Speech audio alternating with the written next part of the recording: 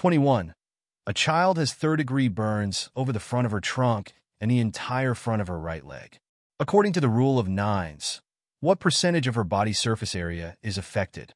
A. 18.5%, B. 22.5%, C. 25%, D. 27%. Answer. C. According to the rule of nines as applied to pediatric injuries, the front or back of the trunk each represents 18% of the body surface, and the front of one leg represents 7%, with the entire leg counting for 14%. 22. Your patient is a 34-year-old woman who has been in an automobile crash. Her respiratory rate is 34 with normal chest wall expansion. Systolic blood pressure is 78. Capillary refill is delayed. And her Glasgow Coma Scale score is 10. This patient's revised trauma score is A5, B6, C9, D10. Answer. C. Using the revised trauma score, 3 points for the GCS, 3 points for the systolic blood pressure, and 3 points for the respiratory rate. 23. Which group of vital sign changes is associated with Cushing's reflex? A. Decreased blood pressure, decreased pulse rate, decreased respiratory rate, decreased temperature. B. Increased blood pressure, decreased pulse rate, decreased respiratory rate, increased temperature. C. Decreased blood pressure, increased pulse rate, increased respiratory rate, decreased temperature. D. Increased blood pressure, increased pulse rate, increased respiratory rate, increased temperature. Answer. B. This option lists the vital sign changes associated with Cushing's syndrome. 24. Which of the following is the best way to examine a patient with abdominal pain? A. Begin palpation at the spot indicated as being the most painful. B. Begin palpation of all 4 quadrants ending with the painful area. C. Begin auscultation and percussion away from the site of the pain. D. Begin auscultation and percussion at the site of the pain. Answer.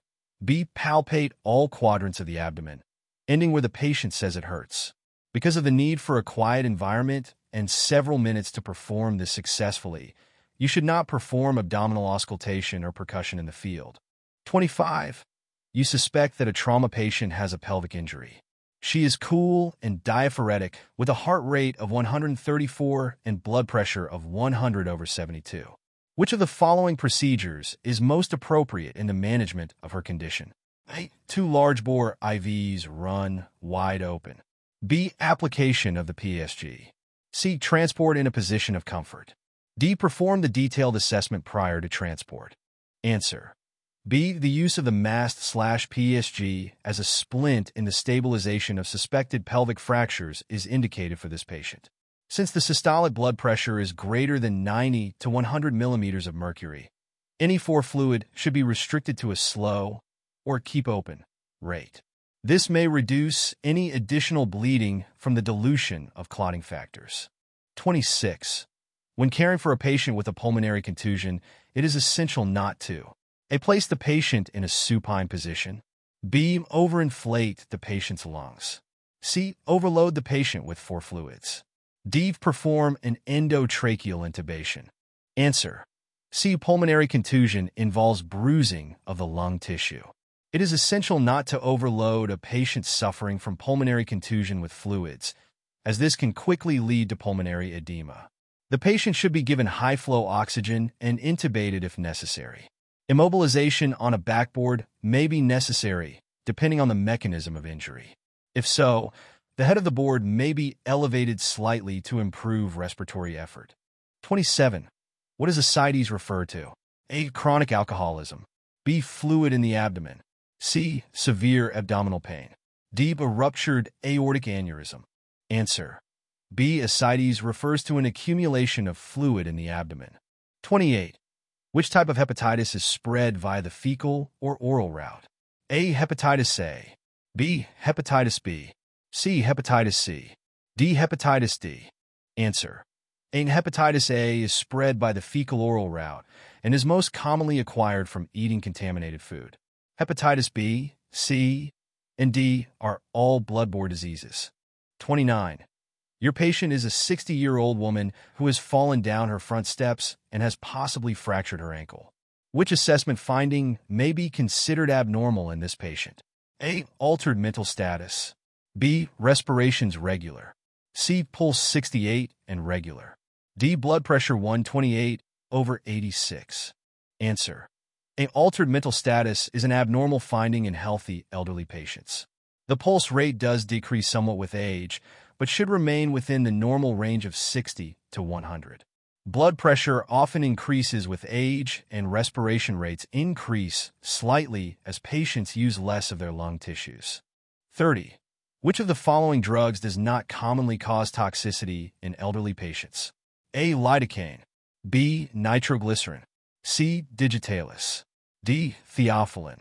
Answer: B. All the other drugs listed are commonly associated with toxicity in elderly patients.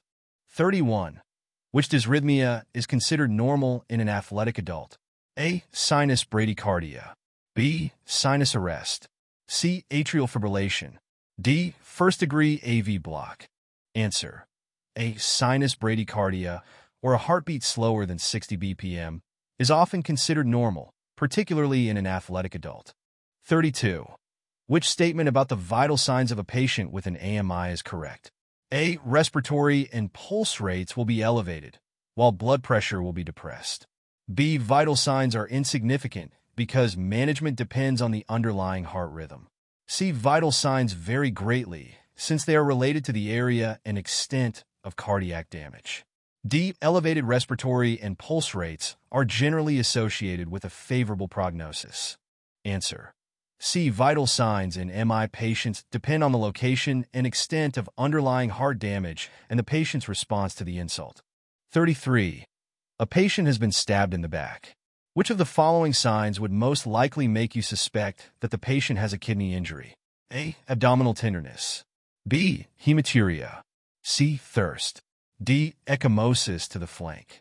Answer: B. Frank blood in the urine is a strong sign of injury to the kidney. Abdominal tenderness is unlikely since the kidneys are located in the retroperitoneal space. Bruising may provide indirect information about organ involvement, but is not as specific as hematuria. 34. Your patient is a 24-year-old female who shows signs and symptoms of pelvic inflammatory disease. What is the goal of pre-hospital care for this patient? A. Begin definitive therapy on the scene prior to initiating your transport. B. Perform a complete physical exam to identify associated medical problems. C. Make the patient as comfortable as possible and transport to the hospital. D. Begin the identification of all the patient's previous sexual contacts. Answer: C. The goal of pre-hospital care for patients with PID is to provide comfort. There is no need to perform a vaginal exam or ask any questions regarding sexual contacts. 35. Which of the following factors would normally cause a decrease in a patient's respiratory rate? A. Anxiety. B. Sleep. C. Fever. D. Hypoxia. Answer: B. A patient will breathe more slowly when asleep than when awake. All the other factors listed increase respiratory rate. 36. While ventilating a patient with a bag valve mask, you note decreasing compliance. How should you react to this finding? A. Stop using the bag valve mask and intubate the patient. B. Request permission to sedate the patient with morphine. C. Assess the cause of this finding and try to correct it. D. Continue ventilation with BVM. This is a normal finding. Answer: C. Compliance refers to how easily air flows into and out of the lungs. If compliance is decreasing, look for the cause by first reassessing with look, auscultate, and feel the airway and head position, and then looking for signs that the patient is developing a tension pneumothorax. Once you find the cause, try to correct it. 37. What would a pulse oximetry reading of 88% indicate for your patient with acute respiratory distress? A. Normal oxygenation. B. Mild hypoxia. C. Moderate hypoxia. D. Severe hypoxia. Answer: D. A pulse oximetry reading around 90% for a patient in a normal atmosphere indicates that severe hypoxia is present. It corresponds to a POW2 reading of around 60 millimeters of mercury. Normal POW2 is between 80 and 100 millimeters of mercury. Normal pulse oximetry readings are from 93% to 100%, with 93 to 95 considered the lower end of normal. 38. The primary use of the McGill forceps in the field is to A. Directly remove a visible foreign body obstruction. B. Open the airway of a patient with suspected neck trauma. C. Move the tongue aside during attempts at intubation. D. Aid in removal of an esophageal obturator airway in the field. Answer. A. McGill forceps are used to remove an obstructing foreign body that is visible during laryngoscopy after abdominal thrusts have been unsuccessful. 39. Which of the following signs most likely indicates imminent birth? A. Painful uterine contractions. B. Urge to have a bowel movement. C. Ruptured membranes. D. Dilation of the cervix. Answer. B. When the fetus is close to the entrance of the birth canal, the head presses down on the internal anal sphincter, resulting in the urge to have a bowel movement. Painful uterine contractions can start well in advance of physical delivery. 40. Which of the following is a sign of esophageal intubation? A. Air leak heard over the trachea. B. Breath sounds absent on the left. C. Bilateral chest wall expansion. D. Abdominal movement with ventilation. Answer. D. Right side only breath sounds are a sign of right mainstem intubation. Ruling out choice B. Air leak over the trachea may be the sign of an improperly inflated cuff. Ruling out choice A. Bilateral chest wall expansion is a normal finding. Ruling out choice C. These findings point to the need to have a good baseline assessment of lung sounds and respiratory status prior to performing any interventions.